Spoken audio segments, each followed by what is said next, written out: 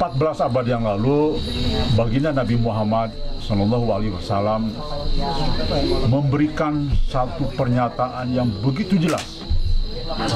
Kami menemukan lebih dari 47 hadis terkait dengan mimpi atau mubasyirat atau ru'ya as-shadiqah atau kabar kenabian, di mana di situ Rasulullah mengatakan setelah beliau wafat tidak ada lagi petunjuk yang Allah berikan langsung kepada manusia kecuali dalam bentuk mimpi. Jadi artinya petunjuk itu masih ada dalam bentuk mimpi, petunjuk dari Allah langsung. Maka dari sinilah seharusnya umat Islam, khususnya para alim ulama, juga menjadi satu patokan penting. Ternyata bahwa petunjuk dari Allah itu masih ada dan terus-menerus seharusnya. Nah, namun ini tenggelam.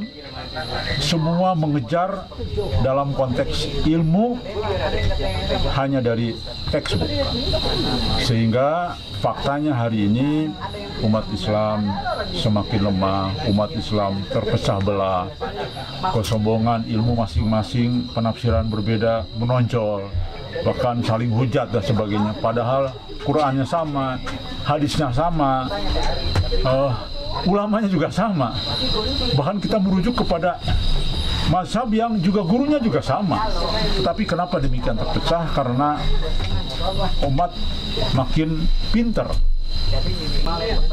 Rekan sekalian, apa yang dilahirkan, diajarkan oleh baginda Nabi Muhammad SAW tentang Islam itu sangat sederhana. Makanya bisa dicerna oleh orang-orang yang buta huruf pada saat itu.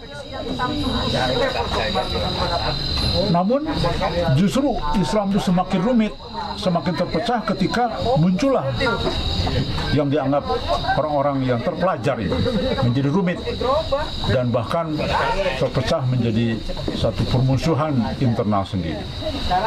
Nah, jadi mubasyirat ini adalah meluruskan, mengembalikan Islam yang sesungguhnya. Karena di dalam salah satu mubasyirat yang dimimpikan oleh Muhammad Qasim mengatakan dialog antara Nabi Muhammad dengan Muhammad Qasim, "Ya Rasulullah, kok di luar, kenapa nggak pulang ke rumah?" Rasulullah mengatakan, "Qasim, aku sudah tidak punya rumah. Rumahku sudah hilang, rumahku sudah dirusak." Rumah itu Islam. Jadi ahli takwil mengatakan rumah itu Islam. Jadi Rasulullah sendiri melihat dari petunjuk mubasyirat tadi, Islam sudah tidak ada sekarang ini. Yang ada terpecah belah dan rusak. Banyak sekali lah. Kadang-kadang berlebihan Islam, disebut khawarij. Kadang-kadang jadi malah mengada-ngada, yaitu dianggap oleh kelompok yang lain sebagai ahlul bid'ah sebagainya. Jadi saling tuduh dan saling menyalahkan satu yang lain.